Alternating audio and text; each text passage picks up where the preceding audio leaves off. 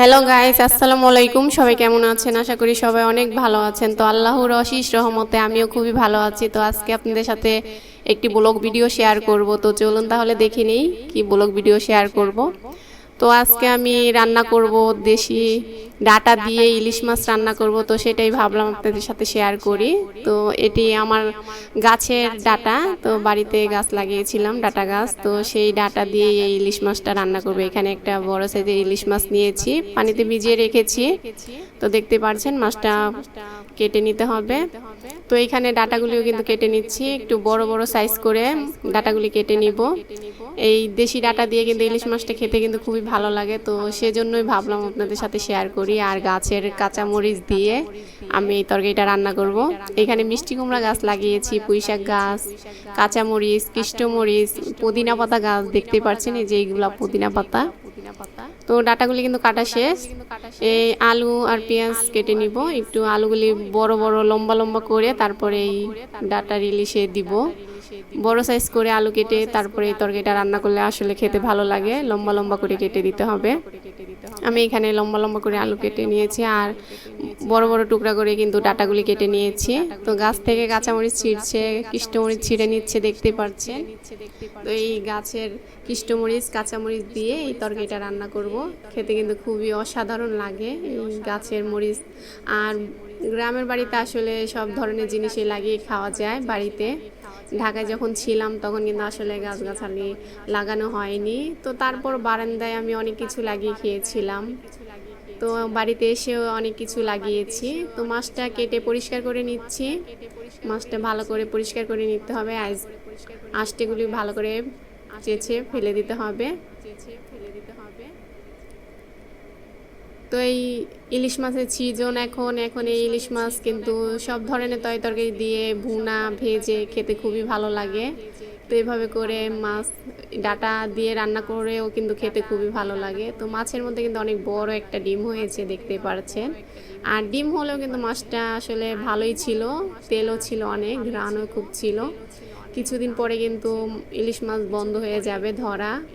তো মাছ কিন্তু বাজারে বেশি পাওয়া যাবে না। যদি মাছ খেতে ইচ্ছে করে তাহলে এখনই তাড়াতাড়ি করে আমার মতন কিনে ডাটা দিয়ে রান্না করে খেয়ে নেন, তাহলে খেতে খুবই ভালো লাগবে। মাথাটা ভালো করে সাইজ মতন কেটে নিব।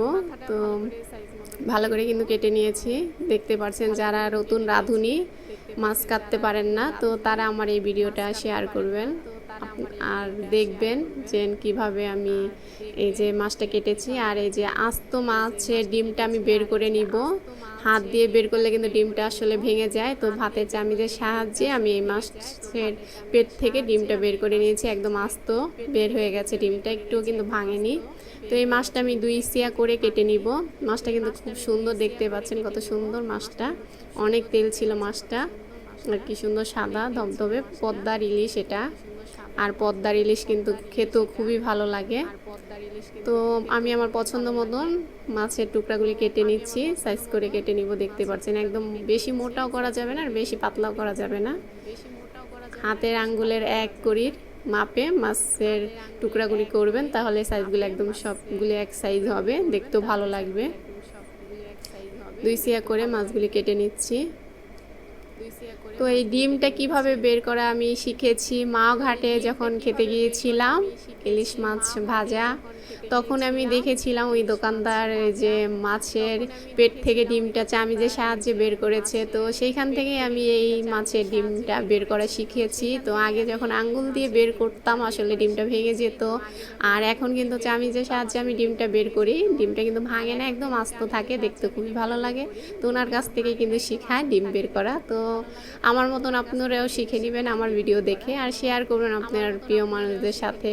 তো রান্না করতে চলে এসেছি, মাছগুলি ভেজে নিয়েছি, বেশি দেখানো হয়নি। তো মাছগুলি ভেজে তুলে নিয়েছি। এই মাছের তেলের মধ্যেই পেঁয়াজ কুচি দিয়ে দিব।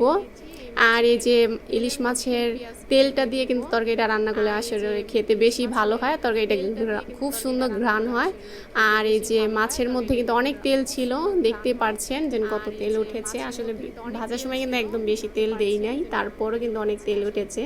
মাছটা ডিম হলেও সত্যি আসলে খুবই ভালো ছিল, মাছটা খেতে খুবই টেস্টি ছিল। আর গাছের ডাঁটা দিয়ে তরকারিটা রান্না করেছি যেহেতু আরও বেশি ভালো হয়েছে।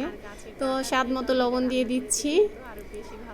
পছন্দ মতন হলুদের গুঁড়ো, ধনিয়ার গুঁড়ো আর লাল মরিচের গুঁড়ো বেশি দেওয়ার দরকার নেই। ইলিশ মাছের তরকারি যেহেতু মশলা কম দেওয়াই ভালো, বেশি মশলা আসলে তরকারি স্বাদ নষ্ট করে ফেলে। তো তার জন্য আমি পছন্দ মতন আমি মশলা সব দিয়ে দিয়েছি, আদা বাটা, রসুন বাটা সব দিয়ে দেবো। আর লাল মরিচের গুঁড়ো হাফ চামচ দিয়ে দিয়েছি। একদম বেশি লাল টকটকা করলে কিন্তু আসলে তরকারিটা খেতে ভালো লাগবে না। ইলিশ মাছের তরকারিতে হালকা মশলা দিলে কিন্তু তরকারিটা খেতে ভালো লাগে। তো এখন মশলাটা কষানো পর্যন্ত অপেক্ষা করতে হবে, ভালো করে মশলাটা কষিয়ে নিতে হবে, একদম তেল ওঠা পর্যন্ত মশলাটা ভালো করে কষিয়ে নিব। তো মশলা কিন্তু কষানো হয়ে গেছে, একদম তেল ভেসে উঠেছে দেখতেই পারছেন। তো এইভাবে মশলা কষিয়ে তারপরে তরকারিটা দিয়ে দিবেন, তাহলে হলুদের গন্ধ থাকবে না। তো এইখানে আমি ডাটা আলু ধুয়ে পরিষ্কার করে নিয়েছিলাম আগেই, তো ধুয়ে এনেছি। এইগুলি আমি এখন এই মশলার মধ্যে ডাটা আলুগুলি সব দিয়ে দিব। তো ডাটাগুলি কিন্তু 1 আঙ্গুলের মাপে কেটেছি। তো এইভাবে করে লম্বা লম্বা করে ডাটা আলু কেটে তারপরে ইলিশ মাছটা রান্না করবেন, তাহলে দেখতেও ভালো লাগে আর খেতে কিন্তু খুবই অসাধারণ লাগে। আর আমি তো আমার গাছের মরিচ দিয়েছি, কৃষ্ণমরিচ, কাঁচা মরিচ। আর ডাটাগুলি কিন্তু খেতে খুবই ভালো ছিল। তো আমার মতন যারা এই ডাটা আলু দিয়ে ইলিশ মাছ রান্না করে খেতে চান, তাহলে অবশ্যই এইভাবে করে রান্না করে খাবেন। পাতলা পাতলা ঝোল করে আসলে ডাটা ইলিশের তরকারিটা খেতে কিন্তু খুবই ভালো লাগে। আমি ঝোল ঘন করব না, একটু পাতলা পাতলা করে রান্না করবো এই তরকারিটা। তো এখন এই তরকারিটা ভালো করে কষিয়ে নিতে হবে, ডাটা আলু একসাথে ভালো করে কষিয়ে নিব। আর তরকারি যত কষাবেন ততই কিন্তু তরকারির স্বাদ বেশি ভালো হয়। তো টমেটো দিয়ে দিলাম। টমেটো কিন্তু ইলিশ মাছের তরকারিতে একদম গলে গেলে ভালো লাগে না, আস্তে আস্তে থাকলেই কিন্তু টমেটোর স্বাদটা বেশি ভালো হয়, তরকারির স্বাদটা ভালো হয়। তো তার জন্য টমেটোগুলি দিয়ে আর কিছুক্ষণ কষিয়ে তারপরে পানি দিয়ে দিতে হবে। এখন আমি পানি দিয়ে দিব। পাতলা ঝোল যেহেতু রাখবো, তো আর কিছুটা পানি দিতে হবে, এই ঝোলে কিন্তু হবে না। পাতলা ঝোল যেহেতু রাখবো, তো আর কিছুটা পানি দিতে হবে, একটু বেশি করে পানি দিয়ে দিয়েছি ডাটা আলু সিদ্ধ হওয়ার জন্য। এখন ভালো করে জাল করে নিব তরকারিটা। তো তরকারিটা কিন্তু বলক এসে গেছে দেখতে পারছেন, আর টমেটোগুলি কিন্তু আস্তে আস্তে আছে। তো ভাবলাম দুপুরে কি খাবো আপনাদের সাথে একটু শেয়ার করি। তো আমার এই তরকারিটা যদি ভালো লাগে তাহলে আপনারাও বাসায় শেয়ার করবেন আপনার প্রিয় মানুষদের সাথে, আর বাসায় ট্রাই করবেন। তো মাছগুলি দিয়ে দিচ্ছি, মাছের ডিমটাও দিয়ে দিয়েছি তরকারিতে। আর কিছুক্ষণ জাল করে নিব।